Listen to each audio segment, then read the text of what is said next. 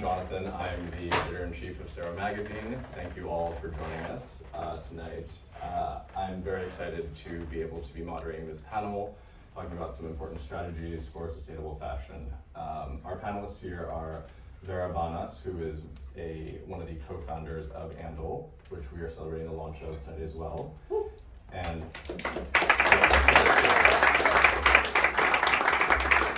this is Clara Maurice. She's a design strategist and also an adjunct professor. And Whitney McGuire, the co-founder of Sustainable Brooklyn. Thank you all for joining us tonight. So I know that all of you have come to this movement from different backgrounds, so I wanted to start by giving all of you the opportunity to tell a little bit more about how you found your way to the movement. What was it that inspired you? Do you want to start? Yeah, sure. Hi, hello everyone. So actually I'm from a very, very small town, like 2,000 citizens in Poland. So when I was growing up, I didn't have an access to a lot of information. I was not able to travel. So when I was all there, I got into exchange semester when I was already studying to the Germany, Munich. And when I was studying there, I remember doing this project that was really focused on bioluminescence, and I wanted to find a material that will be able to mimic those qualities. So I remember this school in Munich was really amazing because they had workshops for every material. There was plastics, metals, and so on. But I never was able to really find anything that was biodegradable. So I was living in a dorm, and then in the nights I started to make my own first biomaterials. It was 2015. And then in the same year, because I really wanted to travel again, I got an opportunity to go to China, to Shanghai, for a modeling contract, and of course I took this opportunity. So when I was living in China, I've experienced a lot of overproduction. This country is incredible. The manufacturing scene is amazing, and also the craft scene too. It's just like when I was visiting all those factories, I was like really overwhelmed. And I remember one time doing this photo, and it was in Taiyuan, in central China, when on the one side this was really big, like a shiny shopping mall. And then on another side, it was this really big landfill. It was all like happening within the same zone. And then when I come back to Europe, I was like I was different. So I couldn't create in the same way than before. So I focused on creating this projects that are really focused on a sustainable approach, creating new systems and new biomaterials that hopefully will bring something good.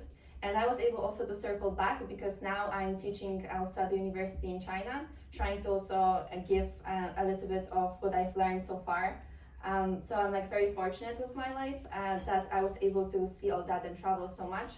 But it was all because I really wanted to change something. So this story is a bit long, sorry for that. But it was very important for me to say it from the start.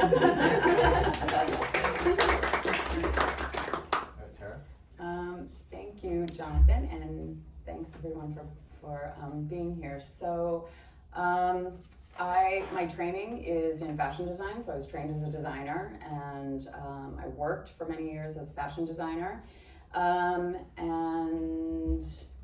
But I think my pathway is that I'm a garbage nerd. I'm obsessed with trash, I'm obsessed with garbage. That's my thing. I'm obsessed with trash. And maybe as a designer, I see waste as a reflection of poor design. So there's that sort of connection. And I worked for many years as a fashion designer. And like Vera, at a point you start to become very aware of the byproduct of the work that you do. And I think that I knew that what I was making, that there were sort of like mountains of garbage attached to the things that I was making, which is a really hard, it's a hard thing to kind of, as a designer, you're very proud of the work that you do, and it's important and it's meaningful and it is what you've trained to do, and yet to know that there's this sort of negative connection to it is a hard thing to square. And so I kind of separated my life. I was sort of like a designer by day, and then I would do other projects, community work, and composting things as a way to kind of offset those feelings of maybe guilt.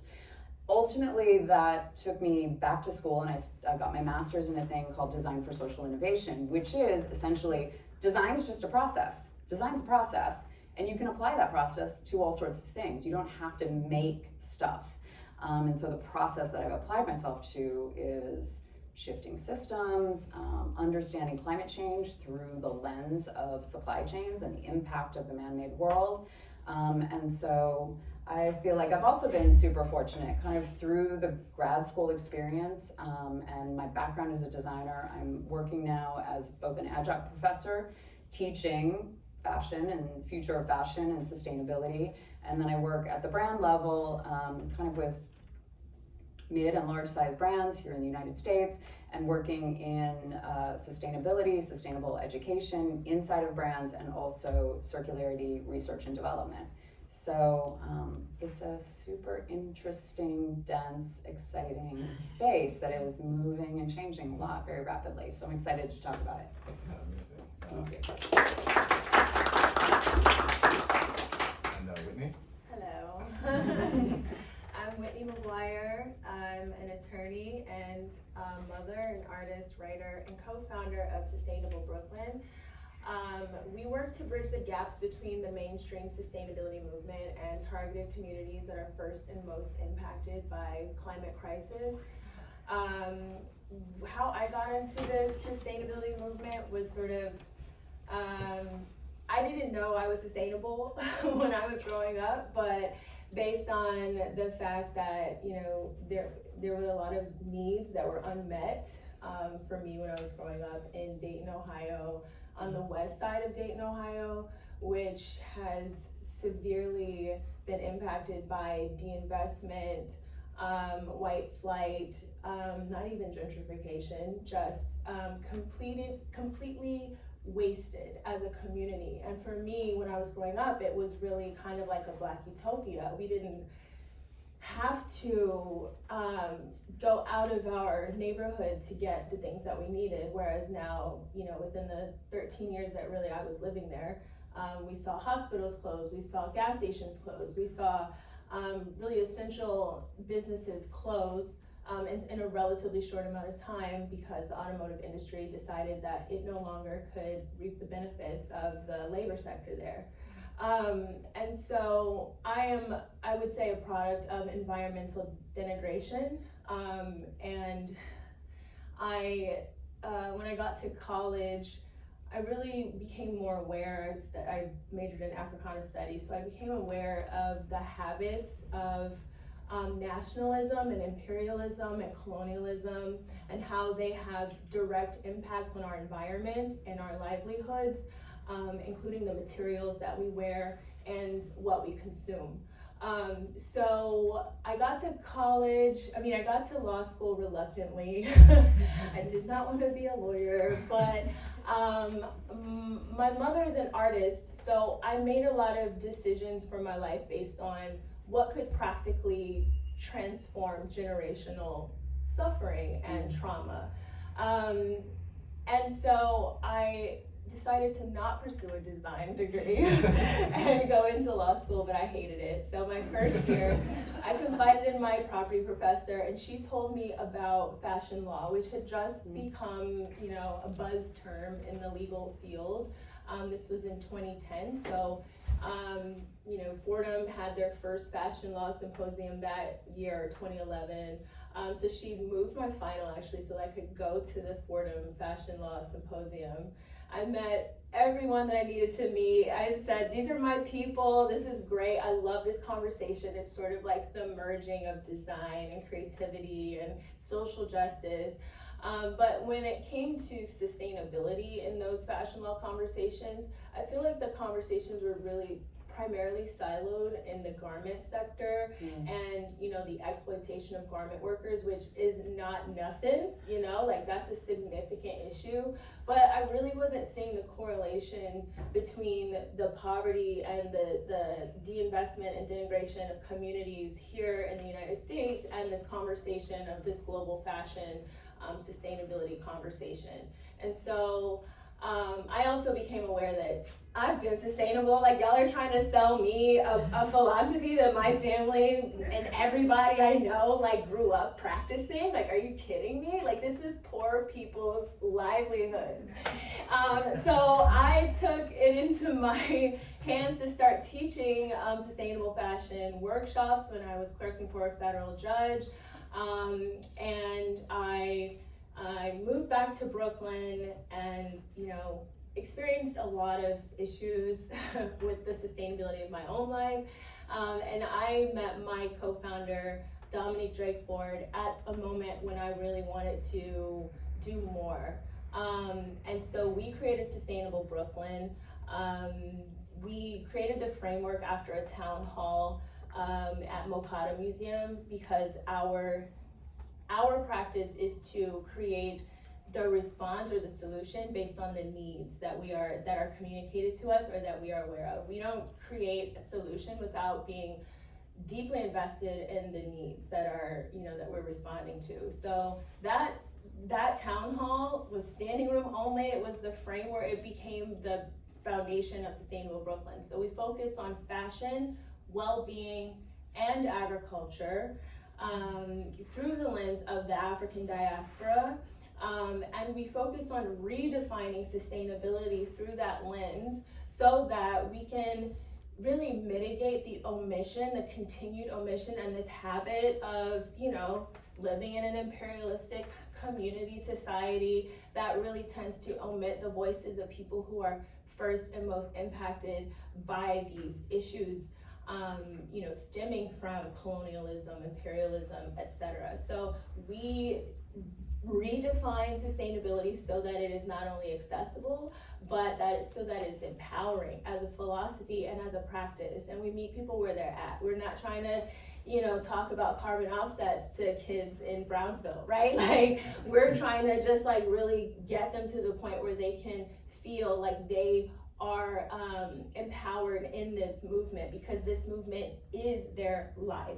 Social justice and sustainability to us are synonymous. There is no difference between the two.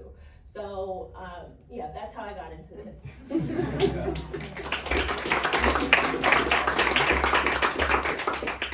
So Dara, since we're here celebrating the launch of Handle, I know that you have started releasing a few products. Can you tell us a little bit more about how it came together and what efforts you all are making to innovate, both in terms of production, but also in terms of the larger business model? Yeah, of course. So actually we've launched in January, so at the beginning of this year, but we've been working on this project for a while already. And me, Peter, and Oscar, we kind of came together from the frustration, from the point of where each of us experienced this industry in a different level. Peter used to do modeling. Oscar was working also in casting. So, but all of us were experiencing that industry on a different level, as I mentioned.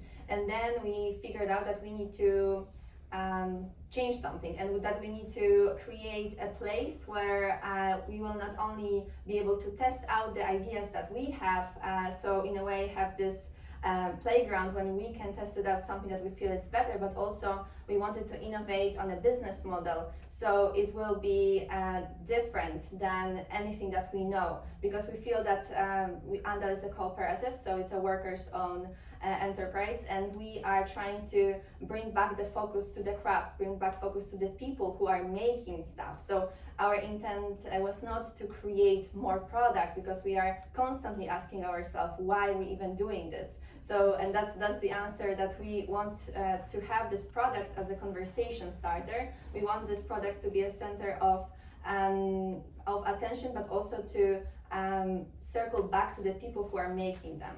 So that's how we are different. We are, of course, all constantly learning. My role at Andal is actually materials and innovation. So I'm also doing a lot of researches that are more connected with the lab work, trying to bring these different materials. But to us, as it was already mentioned before, sustainability, it's not only about materials, it's the whole system. So first of all, there are people, and all kinds of innovation needs to support people and also bring goods to the environment. So what we are trying to do is to bring some products, but also to educate through those products and create a system that will be open, transparent, and also connected with education. Because what we are trying also to do, and it's already happening, so I can talk a little bit about it, although I cannot say all the details. We are trying to also create a manufacturing facility that will be a cooperative that actually give access to the companies that are not in a cooperative structure to have an access to the fair manufacturing, to the manufacturing that is workers centered. So this is our next steps.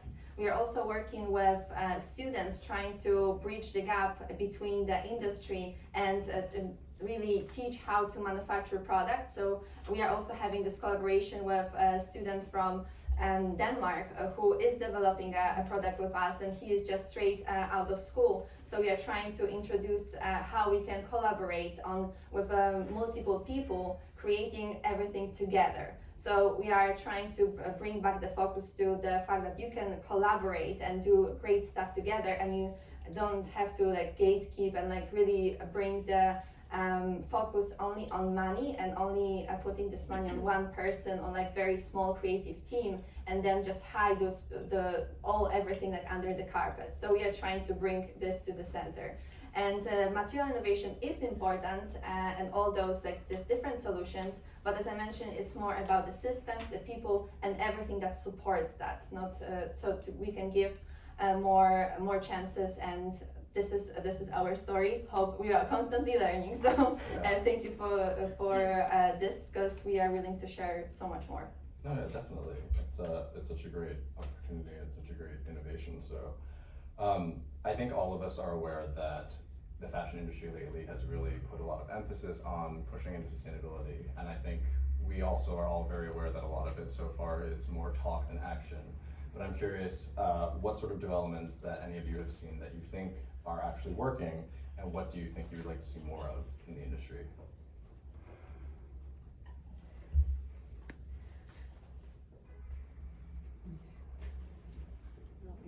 Go ahead. I mean, I think a lot. I think a lot of things. Yeah. I think one of the challenges that the industry faces is that, for the most part, you have to think of the industry as people who run the industry. And fashion is disaggregated, right? Like there's no king of global fashion. It's a disaggregated industry that is operating 24 hours a day in every country in the world and moving goods and services around the planet constantly, and no one really controls that. And for the most part, the people that run that are, let's just say, in their 40s and their 50s, primarily male, we can also have a conversation about whiteness, and there may not be a full appreciation of even what the topic is, or like understanding what the issues are. So like, what is sustainability? It's climate change, it's biodiversity loss, it's the Anthropocene, it's water consumption, it's soil health, like it's many, many, many things. So, and there may not be a full appreciation of what those topics are at a level of leadership, of people that run businesses that are making impact every day. So it's like, if you're flying a plane and your pilot doesn't know how to fly the plane, or you go to your doctor and they're prescribing medicine, they don't know the impacts of the medicines they're prescribing you. It's literally like that. So you have an industry that is having massive impact every day, and maybe not full appreciation of what those impacts are and how they accrue over time. So that's a problem. That's a problem.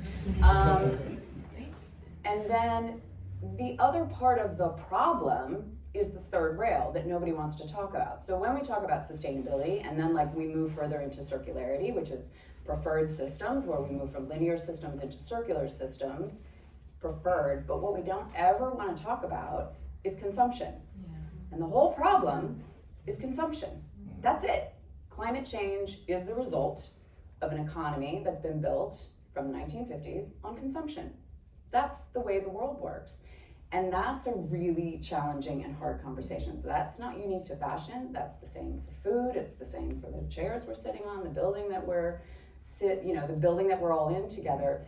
That is the challenge, is we have built the global economy to rely on this exchange between the manufacturer and, the maker and the consumer, and which has all sorts of other human-related problems attached to it, as well as the environmental ones.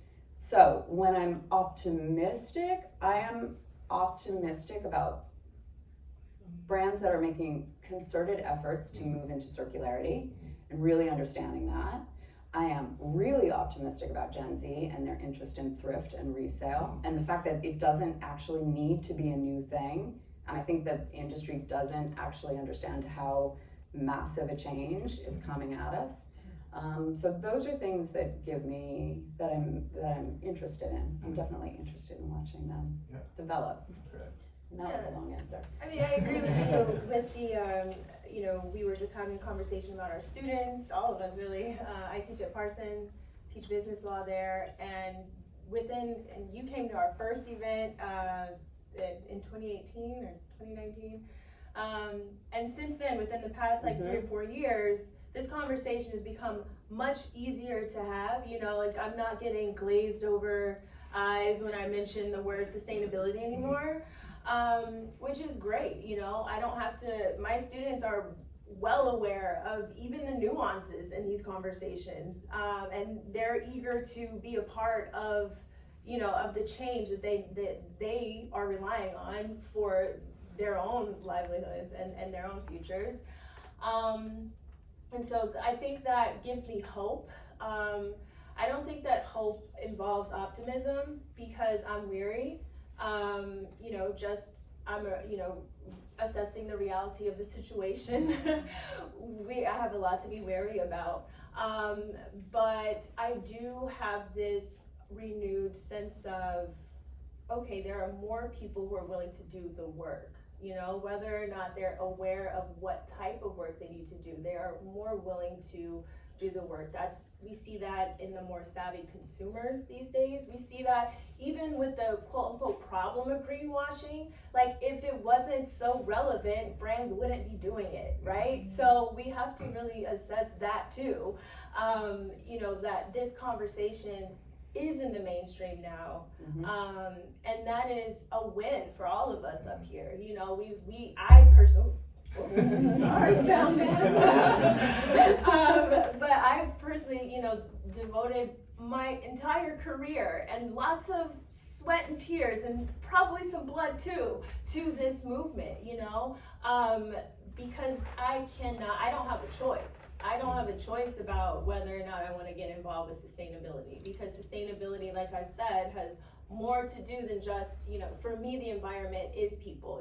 People are the most precious resource that we have on this planet. And once we're gone, the earth will be fine, clearly. But, we want to enjoy it. We want to enjoy this place that we all are born into and are a part of. So I do see some really promising conversations that are happening, and now it's just about the education and the willingness to perhaps not center our individualism or our individual needs above community at this point, which is really hard for people in the United States.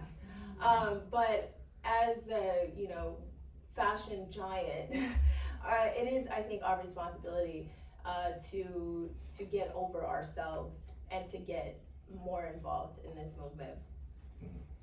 Yeah, this is also incredible, because it's all about framing as well, because we're circling back to what you said at your first explanations of why we are here. For my grandma, who was segregating her trash or doing pickles, she is still not aware that she is sustainable, because I feel that this word has become really overused, and now we are trying to give it as a label, but it's actually so much more. She was coming from a space where she knows how it is to not have things, so she was having appreciation to things that she surrounded herself by. So I think we need to develop this like appreciation to stuff that we own, and also that will give us more understanding and more empathy towards these bigger issues. Because I feel that often people find it irrelevant that the climate change doesn't affect me. This is all like not in my life because I have all these like primary needs unmet. And this is really also important to acknowledge that even this discussion and like that fact that we can talk about sustainability is a privilege, and we should like cherish it, but also we should share this knowledge with everyone who wants to hear it, and just share that they are people who are really living their lives really great, and they have this appreciation to the products, to themselves, and to their lives. So how to take those values and like make them big, how to scale them up, how to teach about them without over exploiting people. I think that's the big challenge. And also like I feel today we are having more and more people who are willing to share. There's a lot of like for example from my field, like more from the scientific way, there's this great space called Gen Space, which is like the lab that it's community based, that gives an access to an education around biology, and it's a lab that you can come and you don't have to have a degree to be there and to learn about those materials.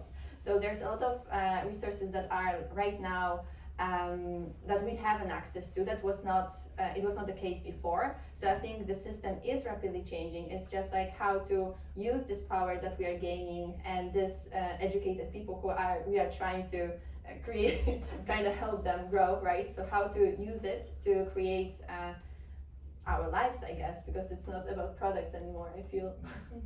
Right. So all three of you have experience as educators, as teachers. I'm curious, given your experiences working with Gen Z and younger students, what do you think that their voices and their perspectives are bringing to this movement? Everything is their life. It's their future. Yeah. I mean, it's our future, but it's also their future. I mean, I have like such appreciation for Gen Z. Like I really love them. Like I really love them. I think what's interesting is the baseline of the students and where they come into the conversation is elevating so fast. Mm-hmm.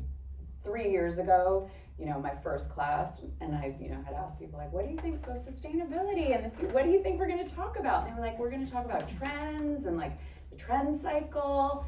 And I, they had no idea we're going to be talking about like earth sciences, systems thinking, impact, climate change, none of that. Now they walk in and they're like, oh, we're going to talk about climate change, we're going to talk about racism, we're going to talk about oppression, we're going to talk about they're already there. Mm-hmm. What's interesting though is they don't connect the dots. And this is true of all things, that we're so now removed from how things get made or how things operate that we sort of understand there's this and there's that, but we don't understand actually how those things are connected. So like you can be a fashion professional and not really understand how a supply chain works. You can be a fashion professional and not really understand the impacts of cotton, polyester, not know that like in 20 years, we now put 65% of our materials are polyester, they're synthetic. Fast fashion doesn't exist without synthetic fibers. That's the oil industry. Like we don't know those things, and as students learn them, what I love about Gen Z is it infuriates them. It like infuriates them, and I love that. And I love that they are also like they are like totally committed to thrift and reset. Like it doesn't have to be a new purchase. Like they are willing to change the paradigm, and I think that's powerful. And I also think that, sorry, one more thing, because I spend a lot of time with Gen Z and I really I love them. They're natural systems thinkers, and I think that that's also part of maybe being digital natives, but like they get, and once they understand like, that is connected to that, and if I move this thing, then I can influence that. Like they're natural systems thinkers in a way that I think, and you have to be a systems thinker to really understand this conversation, because everything is interconnected. Exactly. Okay. And so much of the talk about sustainability and so many of the developments that brands are touting and advertising are so much just based on the consumer end, the production, the materials. But obviously, I think as we've all discussed, there are some very needed, more larger systemic changes. Are there any that you see, that you would like to see change the most? Y'all looking at me. Of course. The law. I mean, yeah, like, I don't want Sustainable Brooklyn to be relevant anymore, you know, like, that's where I'm at. I think that we could do much better with connecting the dots, generally, across the board. There's actually a really good podcast that I will recommend called The Root by Conscious Chatter. My colleague Dominique Drakeford produced it with Kestrel Jenkins, and it really does address sort of these seemingly like disparate aspects of the fashion industry and sustainability, and it really connects them to this root of systemic violence that is the source of power here. So yeah, I mean, I would love to see, why am I blanking on this? Because I think about this stuff all the time. I would like to see more accountability being taken by the fashion industry. I would like to see more nuance in the conversation about fast fashion, and you know, how it definitely is a byproduct of the luxury fashion industry. And so if we can't critique fast fashion without critiquing luxury. I want to see more awareness of environmental degradation in our backyards. And I think that comes from being more savvy wasters, you know, instead of focusing on being a more savvy consumer, becoming a more savvy waster, because we are all wasters, right? Like, there's no way, like, within our lifetime that we're going to have complete circularity, right? But it is the goal, and it is the seed that we're planting for future generations, as long as we remain committed to it. So, for example,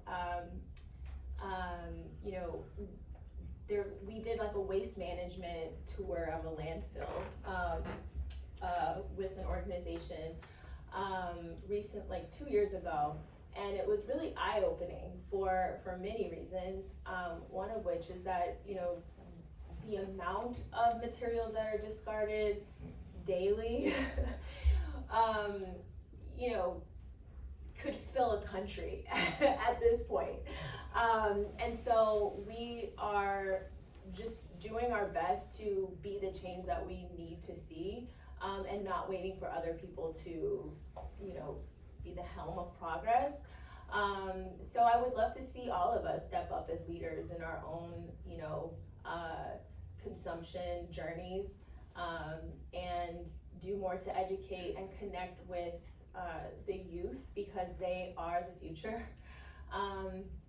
And I would love to see, you know, less polarized conversations about, you know, we talk about this like it's like we're doing a good thing, right? Because sustainability is based on this like false morality that we've, you know, sort of like, I'm doing a good job, you know, like, who gives a fuck? If you're doing a good job, just do it, right? Because if you don't do it, the other side of that is death, right? Like, there's no other choice, right? For many people.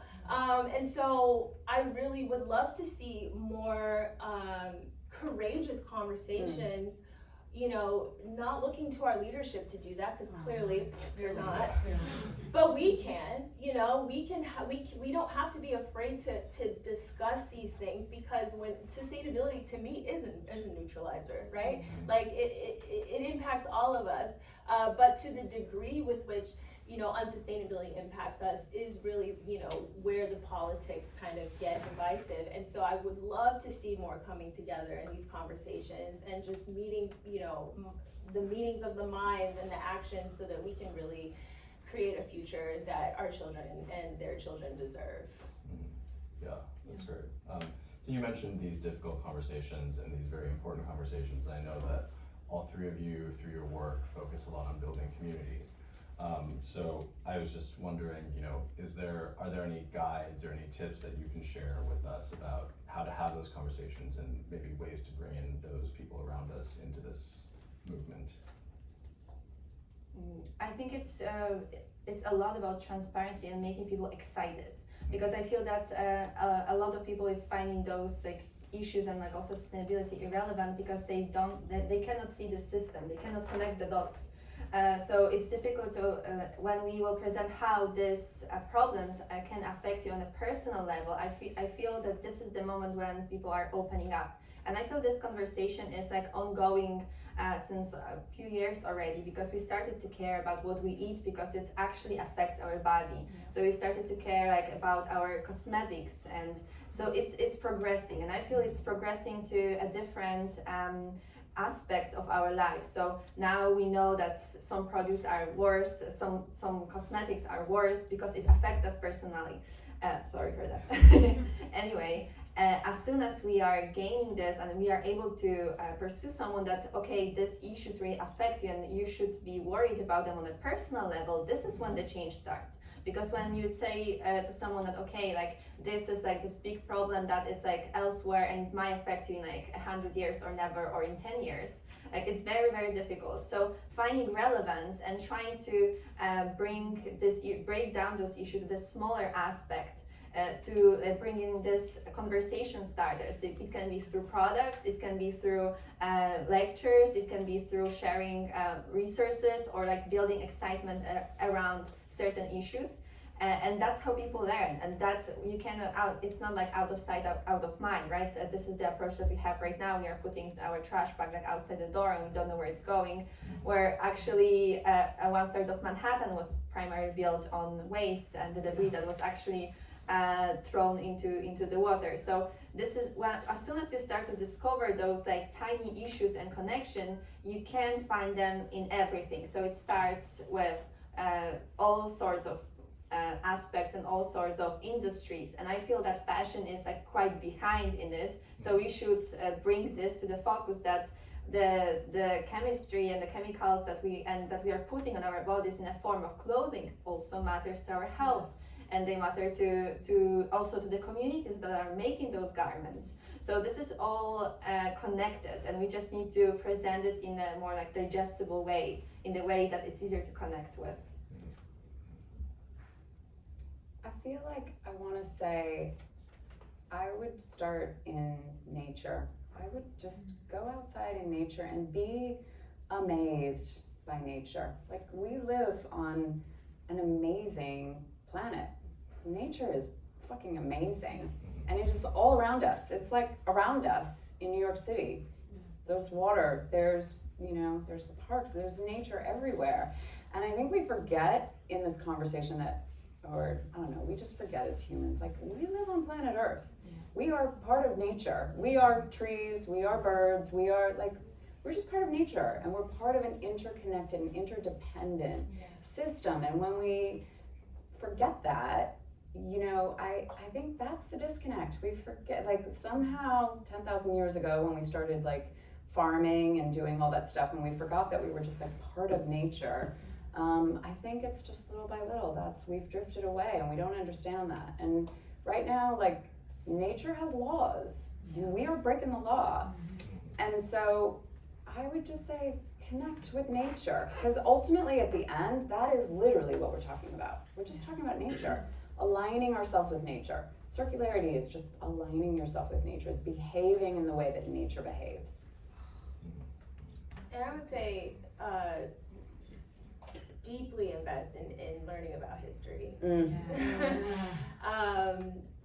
When we're talking about the disconnect and the reason why we can't really connect, we can't even connect with each other. How are we going to connect with nature? You know what I mean? Like, we don't understand the history of how we got here in the first place. And I know that may seem overwhelming because there's so many sources, but start with marginalized, vulnerable communities, writers from these communities, start with historians from these communities. You have, I could mention so many of them right now. I'm currently reading Catherine Coleman Flower's book called Waste, which is really insightful. That to me is the source of my sustainability, because I cannot create a future if I don't know from where I've come. And if I don't know from where I've come, I can repeat the same mistakes very easily. So if you are just not invested in history, you will make those mistakes. You will continue to repeat them. So that would be my my advice for where to start in history. Who invented the National Guard? Who was Jonathan Muir? Jonathan Muir. Let's Jonathan Muir. I think John Muir. John Muir. Yeah. So, when is that? 1870 whatever in the US. And he's talking about overconsumption in the 1870s. Like the 1870s. Then you go back to, who's the Malthusian paradox guy? Like, he's writing in the 1500s, and he's like, humans will always outpace the sources of their agricultural supply. And we then invent new agricultural systems to support the populations that we have, and then we overshoot those. I mean, so these are not new conversations. They're very, very old conversations. So know your history, because these are not new conversations. So yeah, nature and history. Start with nature and history. Yeah, definitely. And Whitney, I wanted to ask you, because I know, as you mentioned, your work really focuses on bringing underrepresented voices and perspectives into the movement.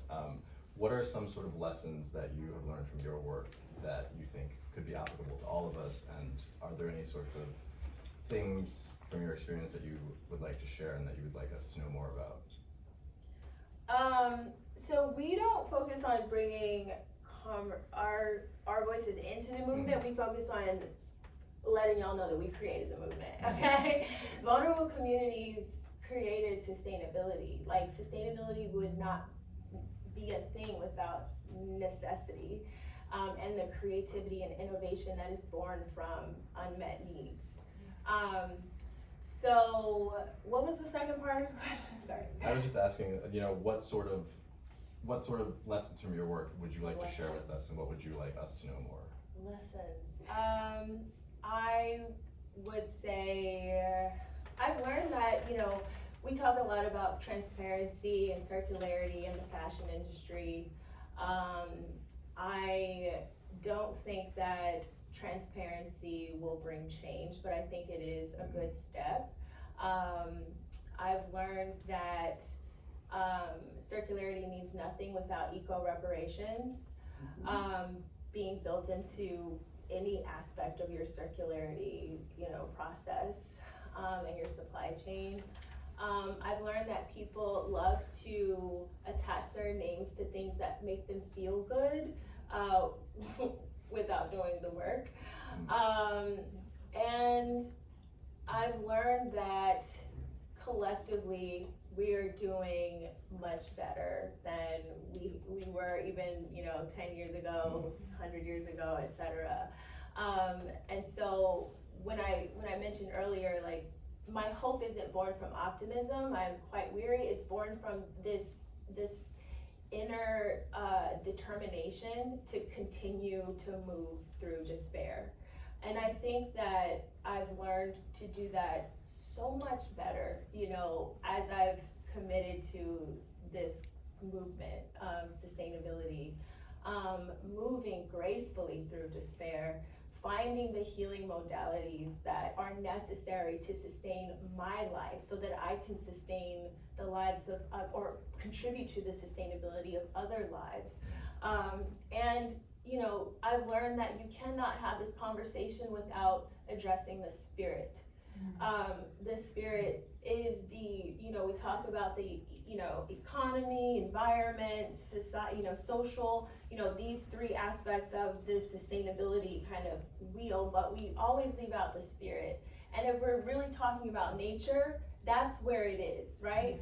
And so for me, it's about really investing in, the sustainability of this spirit of ever-giving life, to embody the opposite of war, to embody the opposite of waste and harm.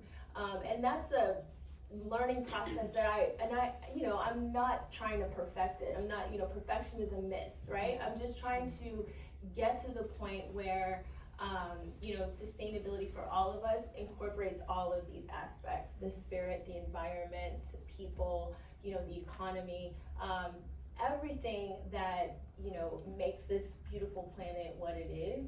I have learned that we cannot have these conversations without addressing the spirit. I'm talking in circles, but yes, that's what I've learned. And Dominique, my co-founder, is also a wealth of knowledge, and I've learned so much from her about, just the bullshit that we've been taught about sustainability, especially those of us who have an academic background in sustainability. It's such bullshit, and so I've learned so much from her about how to, decipher the BS from what is really necessary. And so I would really recommend also following her if you don't, Dominique Drake Ford on Instagram, and follow us on Sustainable Brooklyn, Sustainable BK on Instagram. And yeah, we invite you to our symposia and everything that we're doing. But yeah, this is a learning process, and perfection is it's not the goal. The goal is life. Yeah, exactly. So I'm gonna ask one more question, and then I'm gonna open it up to the audience. A lot of the strategies for sustainability are sold to us as questions of individual choices, individual actions, what we buy, what we use, turning the lights off. And I think that is very much a way for corporations and governments to sort of pass that responsibility on. And obviously, in order to have change, we will need to see a mass movement, and the change will need to happen at these higher levels. So where, if anywhere, do you see some of those necessary changes happening, and what do you think the next most important battlegrounds will be? Well, I think it's already happening. I mean, it needs to come from all directions, like from the consumers, from people, but also from the government. So it's not something that can happen like alone, all of a sudden appear, and these changes will come. This is something that we need to work on, and we need to learn and unlearn certain things. So it was already mentioned before. So I think that today we also need to look closely to all those different aspects. Like, for example, I like to bring this, the work that I did around the polystyrene waste. So essentially this material, it's banned in Europe, but only for the single-use polystyrene, and it's still used in packaging and insulation and so on. And the truth is that the polystyrene can be recycled. It's just no one wants to take this responsibility because the material contains 98% of air. So it's only 2% of material, 98% of air. No one wants to take this waste and then recycle it, although it's completely possible, although also with natural materials and natural chemistry to solve this problem. So we are like banning certain things and just trying to reduce our responsibility, just not to think about it, rather than going into the core of this problem. Because actually, if we think about it and the connection with nature, so like the polystyrene is made of styrene, and styrex was actually a resin from the styrene tree. So even in this material that we consider like extremely artificial, and yes, it is a bad material, I'm not trying to claim it is extremely well right now, it's just like we cannot even see what we can do and how we should approach it. We would rather just erase it, and that's not how it works, because it's only partially solving the problem. And this thing can be actually, and this approach is actually taken to all those different industries. And so, for example, in Andel, we are trying to see not only the materials, but also like how to make things, how we can bring these cooperative systems, and how we can bring them to bring change. How can we invite people who have the voice but maybe don't have a platform? So I think for to bring this change, it needs to be collective. There is no definitely other way, and we need to circle back to nature and like look to nature closely and see if there are any solutions out there, because they can be found.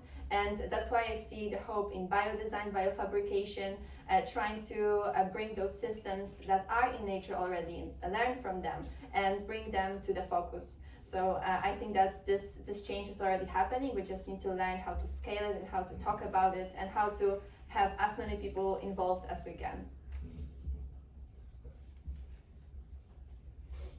I'm gonna borrow something from a guy named Will Grant, who speaks a lot in the climate space. And he talks about the 4 levels of engagement. And think of like the 4 levels of engagement. And so this is for us as individuals, and that you can, there's kind of you yourself, there's your person, right? And I have self-control, I can make choices for myself, I can decide if I'm turning on the light switch or, you know, having a plastic straw. Then level 2 is your immediate family. So your immediate family, your immediate household, the people who are right next to you. Then you have level 3. Level 3 is sort of your community. Who's your local community? Will describes level 3 as like within a week, you could get a hold of somebody and somebody would know your name. Like I can get to my city council person. I can find you on Instagram and I can probably find you and I can collaborate or connect with you. Then there's level 4, which is at the policy and government level. And oftentimes in these big conversations like climate change, like, you know, systems of oppression and fashion and these big topics, right? We feel like our options are at level 1 and level 4, right? I can control myself. It's my choice not to take the straw or to you know, carry my tote bag, or it has to be policy. It has to be like the president has to like make a law, right?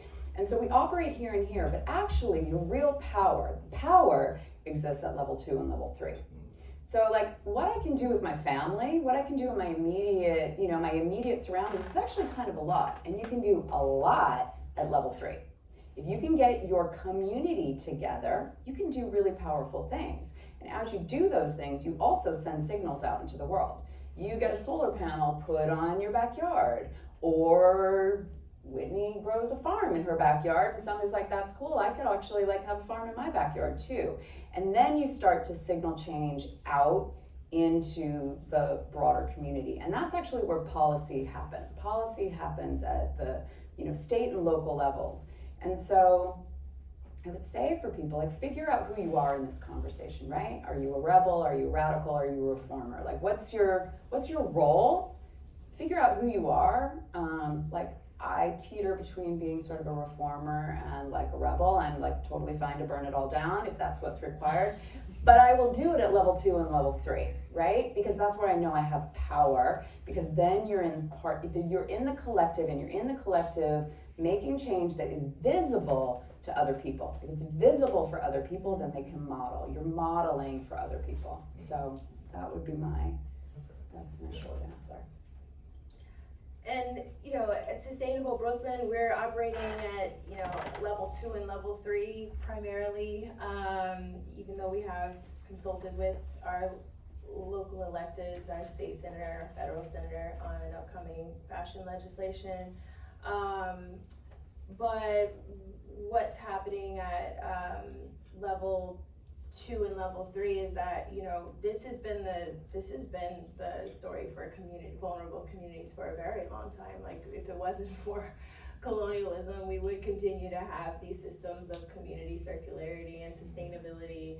And so, you know, there are so many instances of attempts of, you know, and I come from a town that was very much like this, an ecosystem of care, that, you know, but for the external violence from level 4, you know, we would continue to be that way. And so what we're doing is responding to this need and innate, you know, ability to be sustainable, but for this aspect of violence that's always threatening our sustainability. And so we're creating an app that is modeled after Victor Hugo Green's Green Book, the Green Book.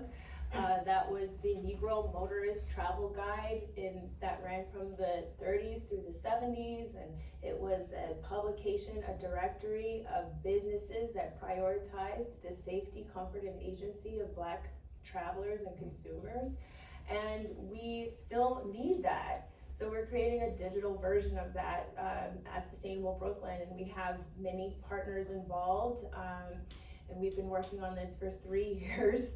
And it is a labor labor of love, but it is meant to respond to this very real aspect of our sustainability, which is this external threat of violence that could at any point impede upon our ability to not only be sustainable, but to survive. And so, whether we're talking about racialized harm in businesses, public accommodation where transactions are, being made, an instance of racial profiling that could lead to murder, like we saw with George Floyd and many others, all the way to the discomfort of knowing that you are not welcomed where you are spending your money. This happens all the time in our community. So we're creating this tool to put this power into the hands of level one of the consumer, and so that there is no waiting for the company to say, these are our pledges, these are our standards, this is our policy. I don't care, because I just want to know how you treat me. I want to know how you treat other people. I want to know how you treat your people, and I want to know how you treat the environment. And if any of those are off for me, boom, I have it at the palm of my hands to let everyone else know what's going on.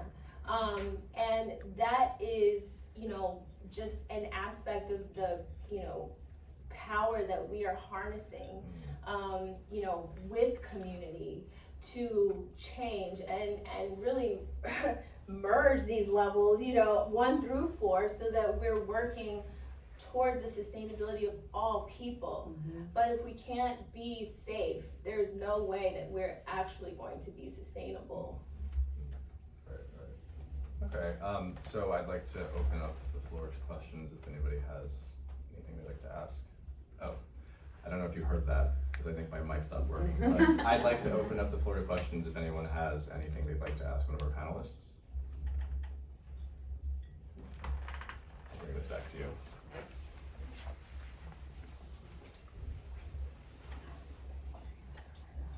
Hi, thank you so much, all of you, for being here today. I think the conversation about the different levels is really interesting, and I understand that power largely exists at level 1 and 2, but I'm very curious at level 1, which is where I think a lot of people need help connecting the dots between these big conversations and what we can actually do. I'm curious how the 3 of you, bring sustainability into your own everyday lives. Like, as you move through the day, how do you make choices about fashion, or what you eat, or where you shop? And if you think that's relevant, and how relevant that is in this, in the larger conversation about sustainability. Yeah. I am super lucky because my husband is a chef, and so, because it's really like food, if you really think about it, food is sort of like a more primary thing, right? And food, food and food systems contribute I forget what agriculture is, in the 30% something of carbon impact globally.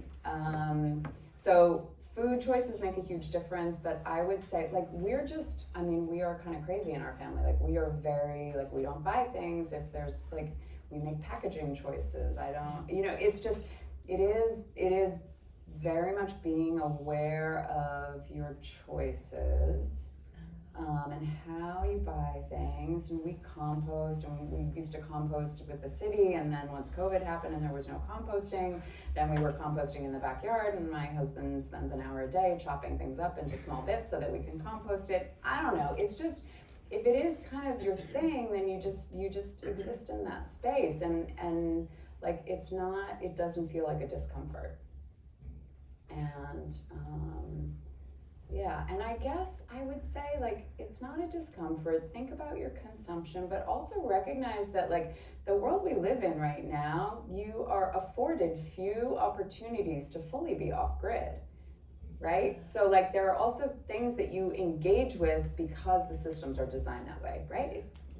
For all of our students, right, they have to plug their laptops into the wall to do their homework and to submit their work, and we have to turn the lights on in here. And so I think we are now moving into a stage where it's really like the systems have to shift mightily, because we've long passed the time when it is you as an individual and your individual choices. It's just like proportionally they don't match anymore. We are now literally at the systems level, and things have to shift at a very high level past you as an individual. So so you can stop feeling guilty about stuff and just find your community and get really active in the thing that's passionate and that you care about. I guess is how to answer that.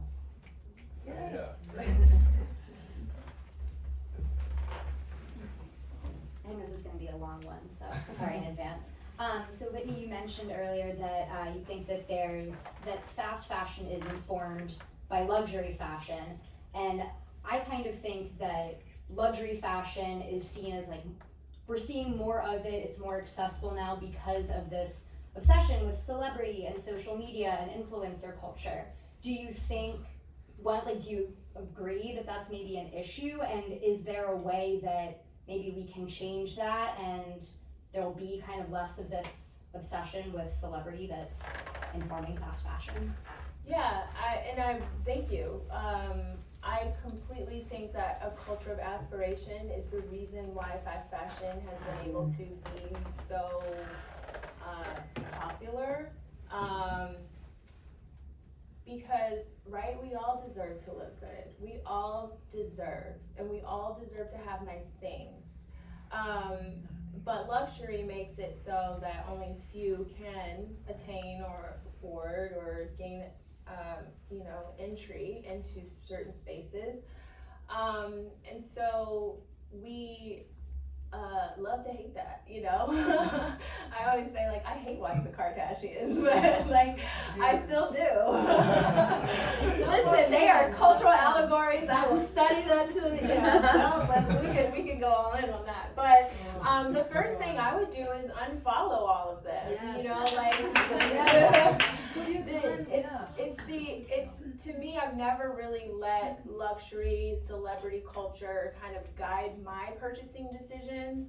I've always been into secondhand, I've always been into thrift, but it is because there is a part of me that didn't feel like I could attain those things, right? Based on the economic level that we were at when I was growing up. And so when certain things started to change for me when I got to college, and I was definitely consuming fast fashion because I was like, oh, I just saw that at, on the runway at Fashion Week, and now I'm seeing a dupe of it, here in Forever 21.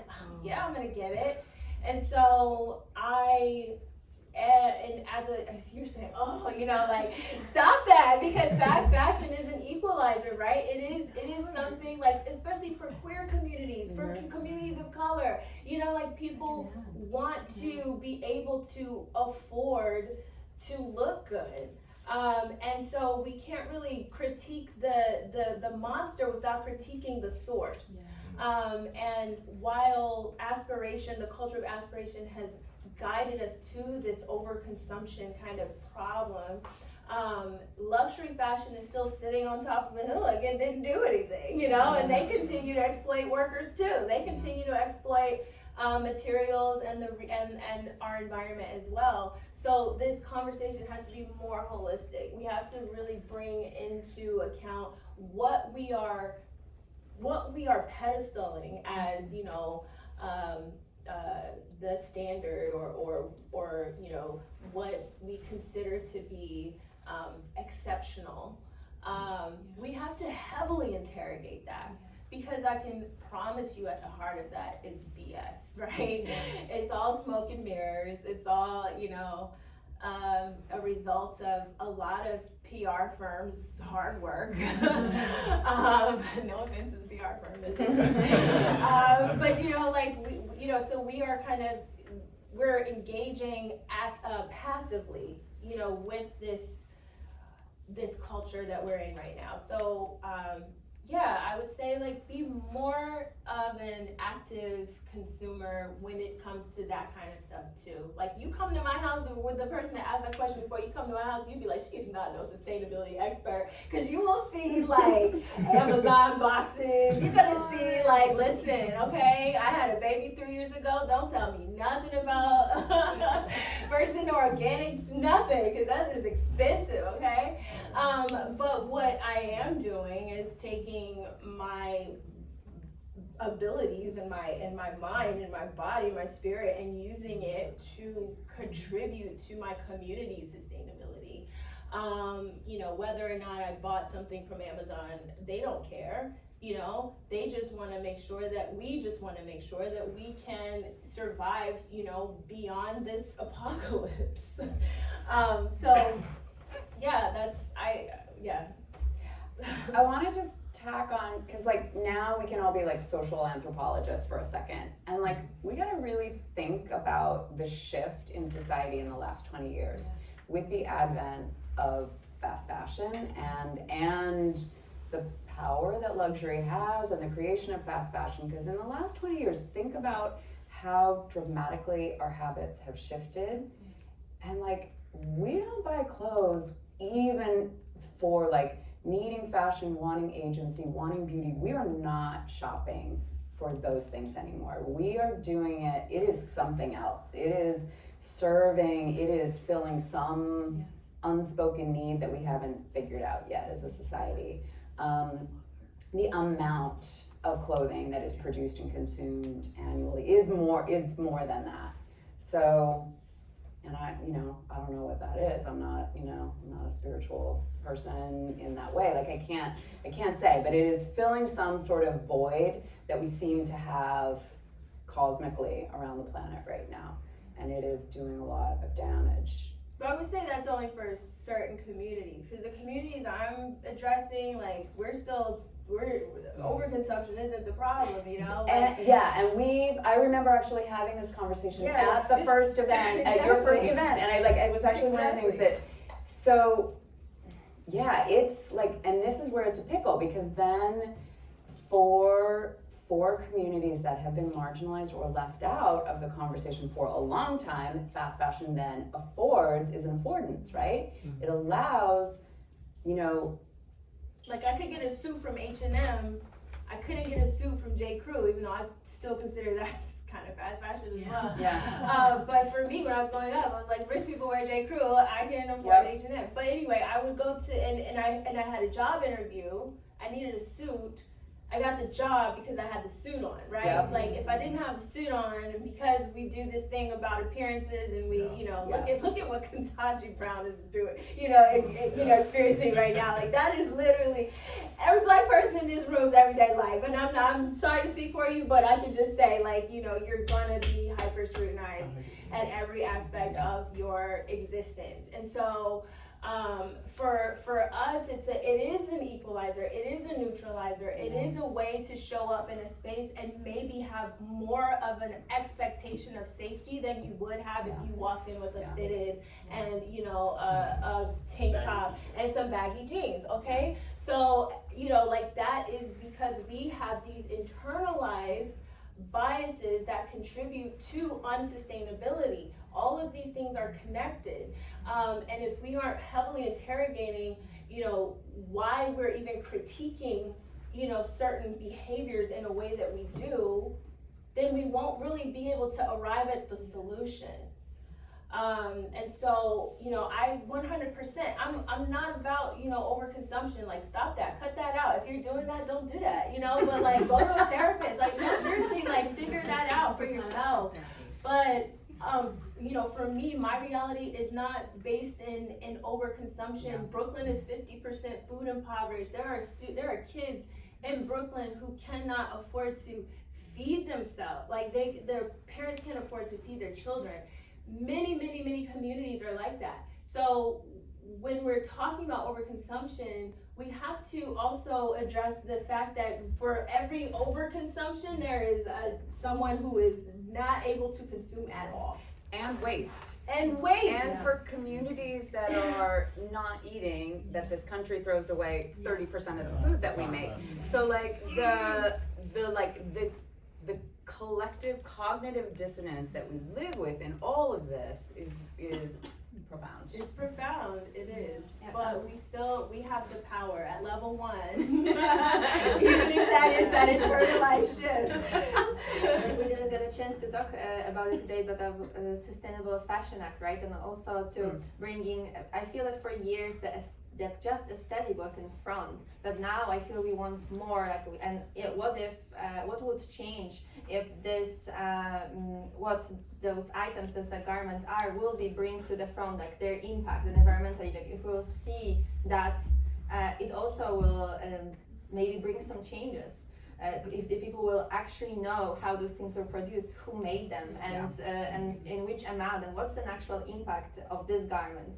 So definitely we have to learn so much, and it's still a process, and we need to all contribute with making the best decision possible within our life. So I don't think it's like just it's not a 0-1 process. It's just like it's constant changes and constant adjusting, because no one knows everything, and we are not perfect, and we are making mistakes, and then we still need to learn on those mistakes and how we can bring those changes. Okay, so unfortunately, that's all the time we have. I want to thank all of you so much. I want to thank all of you for joining us as well. And welcome all of you to join us in the lobby bar afterwards for some cocktails and to continue this conversation. So, yeah. All right, thank you all.